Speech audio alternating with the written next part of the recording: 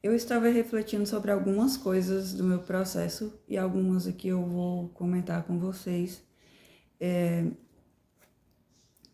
Eu tenho feito, né, retratos, como vocês sabem, os últimos trabalhos meus têm sido nesse sentido, né, de retratos, né, em preto e branco, coloridos, né, onde eu retrato fotos de casamento, né, enfim, outros tipos de fotos, né, fotos de casais, enfim. E assim, e eu percebi, né, que eu tenho deixado de trabalhar mais os desenhos de memória e os desenhos de observação. Não que eu não goste de fazer os desenhos de retrato, né? Enfim. Porque os desenhos de retrato eu acabo me prendendo à foto, né, que me mandam, né? E claro, tenho que fazer isso por conta de captar os detalhes, né? Para que fique o mais parecido possível, né? E de tanto que as pessoas foram me pedindo, né? E aí eu fui aperfeiçoando essa vivência com as fotos, né?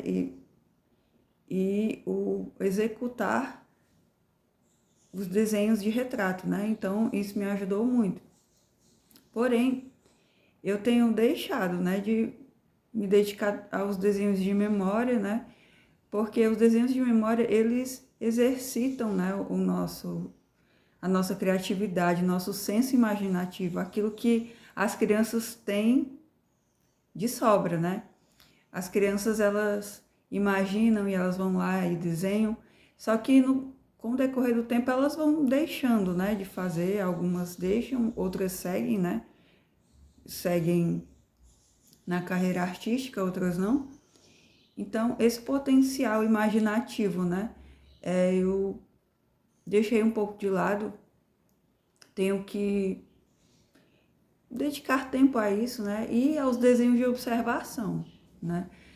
Os desenhos de observação nada mais são do que eu colocar um objeto diante de mim ou ir para um cenário ou uma paisagem, né? Enfim. E nesse ambiente eu desenhar aquilo que está diante de mim, né? E isso é um exercício muito interessante porque você percebe as cores do ambiente, né? Os volumes, né? Então você coloca aquilo no papel, coisas que os artistas, os grandes artistas fizeram, né? Antes, muito antes antes de nós termos essa facilidade de tecnologia, né? A gente vai, tira uma foto, tira uma foto, depois eu trabalho essa imagem no conforto da minha casa, né? E quando não tinha a fotografia, né, essas facilidades, então eles iam mesmo a campo, né, ao ar puro e desenhavam as paisagens, ou pegavam objetos como frutas, né, como a gente tem a natureza morta. Então eles iam lá e faziam o que estavam lá diante deles, né? Então eu percebo que